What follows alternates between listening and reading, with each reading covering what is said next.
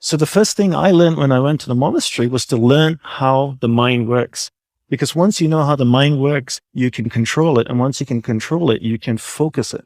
You can't focus or concentrate something you don't understand. When people say to me, life is too busy, I can't simplify. No, it's you don't want to. You have the choice. Nobody's holding a gun to your head saying, you have to associate with these people. You have to do these things. No, you choose to do them. People say this to me all the time. I hang around with entrepreneurs and other people that you and I have met. They've come up with Snapchat. You need to be on Snapchat. I'm like, I don't need to be on Snapchat. I don't care what comes up tomorrow. I'm not going to do it because I can't sustain it. All right. That's going to take a little bit more of my energy each day. And I only have this much energy and I need to divide it between all the people and things that I love. You cannot create or destroy energy, but you can transfer it from one thing to another or transform it from one thing to another. So I can't create more energy. I only have this much because come 11 o'clock tonight, I'll be exhausted and ready to sleep. So I got this much 100%. I need to know where I'm dividing. I always tell entrepreneurs to look at energy the same way they look at money. It's a finite resource that needs to be wisely managed, wisely reallocated, and wisely invested. The law of practice is that we become good at whatever it is we practice. Whether it's positive or negative, it doesn't matter. If you practice something over and over and over again, you become really good at it. And that's why people are so good at distraction, because it's what they practice. And then people say things like technology are great distractors. Are they distractors? I'd like to say no first, and then yes, but mostly no. Technology in itself is not a bad thing. It's actually a beautiful thing, as long as we're in charge of it. But if every time your iPhone beeps or makes a sound and you turn to it and you go, yes, master, how can I serve you today? Then you live in that world of distraction. It's training you to be distracted. But if you actually use technology, then technology is not a bad thing. So how do we become good at concentrating? We start by understanding the mind. All of us have a mind. It's the most powerful tool in the world.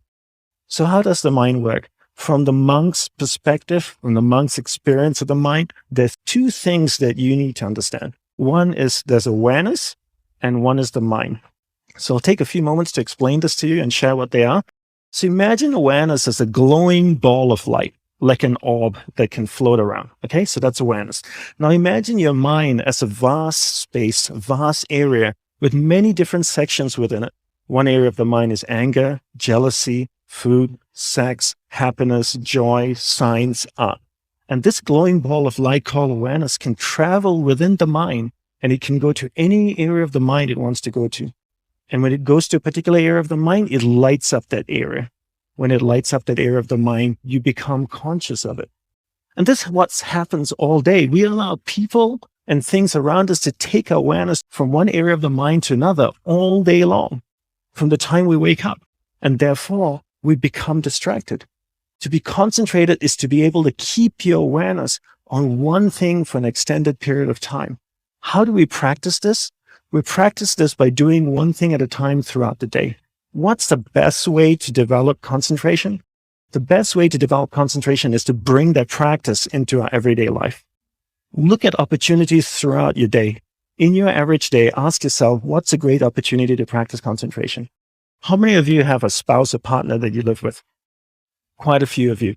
Every time you speak with your spouse or your partner, keep that ball of light, that awareness on that person. It drifts away, bring it back. It drifts away, bring it back. The more you practice this, the more you become better at concentration.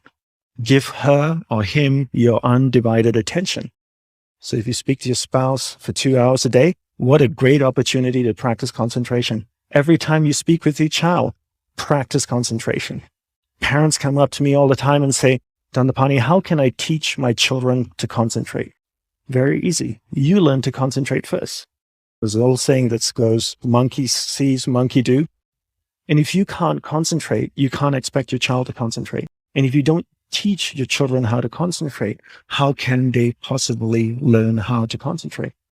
The benefits of concentration are endless.